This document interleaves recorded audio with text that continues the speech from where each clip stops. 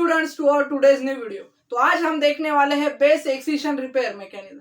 तो इसके पहले आपको बता दूं रिपेयर मैकेनिज्म क्यों जरूरी है, क्योंकि स्टूडेंट्स डीएनए डैमेज होता है और डीएनए डैमेज होता है बहुत सारे चीजों से। जैसे कि डीएनए डैमेज होता है डीअमाइनेशन से, हाइड्रोलाइसिस से, जैसे कि हाइड्रोलाइसिस, ये कुछ प्रोसेसेस है, ये कुछ फिनोमिनन है जिससे डीएनए डैमेज होता है। हमारी यूवी रेडिएशन से, एक्सरे से, आईआर से,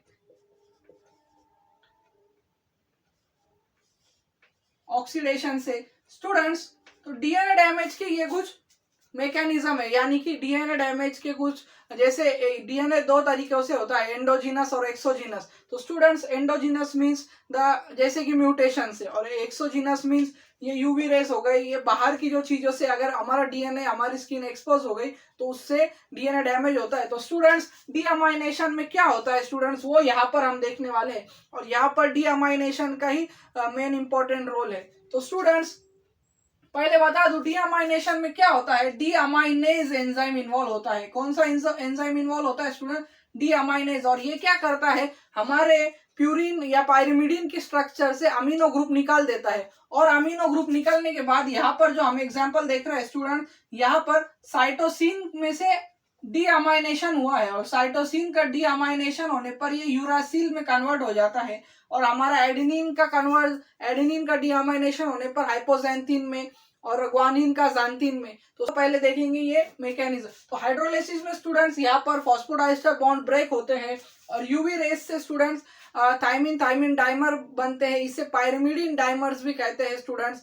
और आईआर से स्टूडेंट्स इधर रिएक्टिव ऑक्सीजन स्पीशीज बनते हैं एक्सिशन रिपेयर। तो स्टूडेंट्स, जैसे कि हमने डीअमाइनेशन में देखा कि साइटोसिन बन चुका है यूरासिल, और यही यहाँ पर हो रहा है स्टूडेंट। यहाँ पर साइटोसिन होना चाहिए था, पर यहाँ पर है यूरासिल, और यूरासिल पेयर हुआ है ग्वानिन के साथ, पर अगले रिएक्शन में, मतलब अगले रेप्लिकेशन में ये पेयर हो जाएगा एडेनिन के साथ स्टूडेंट्स।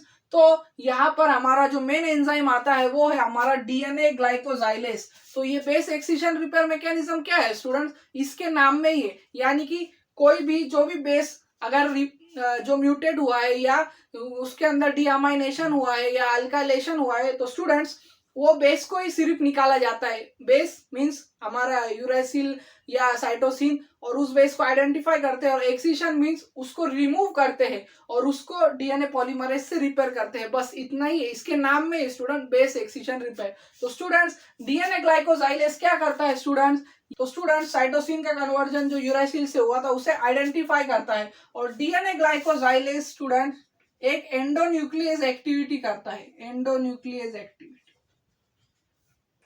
तो ये क्या करेगा स्टूडेंट्स, ये वहां पर एक क्लीव कर देगा, कट कर देगा, उस बेस को रिमूव कर देगा।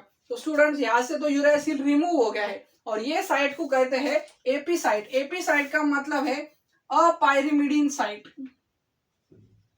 या एप्यूरिन साइट। तो स्टूडेंट्स, अपायरिन या अपायरिमिडीन साइट।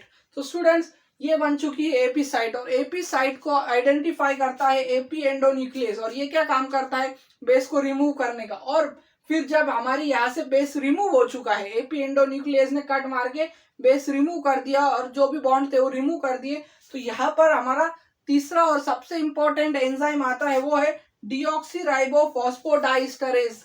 और ये क्या करता है स्टूडेंट, ये रिमूव करता है राइबोस शुगर को, जो भी उसके साथ थी, पूरा स्ट्रक्चर रिमूव करता है, और जो भी बॉन्ड फॉस्फोडाइस्टर बॉन्ड थे वो रिमूव करता है, और इधर के जो भी दूसरे बेस पेयर थे, मतलब जो भी अगर मिसमैच हो चुके वो बेस पेयर को भी ये चेक करता है, और उन्हें भी रिमूव करने का काम करता है। और फिर जब ये तीनों ने उनका काम कर दिया, तो यहाँ पर हमारे दो मेन एंजाइम आते हैं स्टूडेंट, वो है डीएनए पॉलीमरेज और लाइगेज। तो स्टूडेंट्स, हमारा डीएनए पॉलीमरेज आता है, और यहाँ पर ग्वानिन के साथ कौन पेयर होगा, साइटोसिन, और ये साइटोसिन की पेयरिंग कराता है। और यहाँ पर जो कट था स्टूडेंट्स, यहाँ पर जो एंडोन्यूक्लियस ने कट मारा था, वो कट को सील करने का काम करता है हमारा लाइगेज एंजाइम, और फिर से हमारा डीएनए पहले की तरह हो जाता है। और ये रिपेयर मैकेनिज्म सबसे इजी और सबसे उम्दा रिपेयर मैकेनिज्म है, और ये सबसे बेस्ट रिपेयर मैकेनिज्म है जो देखा गया है। तो ये था हमारा बेस एक्सटिंक्शन रिपेयर मैकेनिज्म। मुझे आशा है आपको लेक्चर पसंद आया होगा। तो मेरे वीडियो को लाइक करें, शेयर करें और सब्सक्राइब करना ना भूलें। Thank you for watching.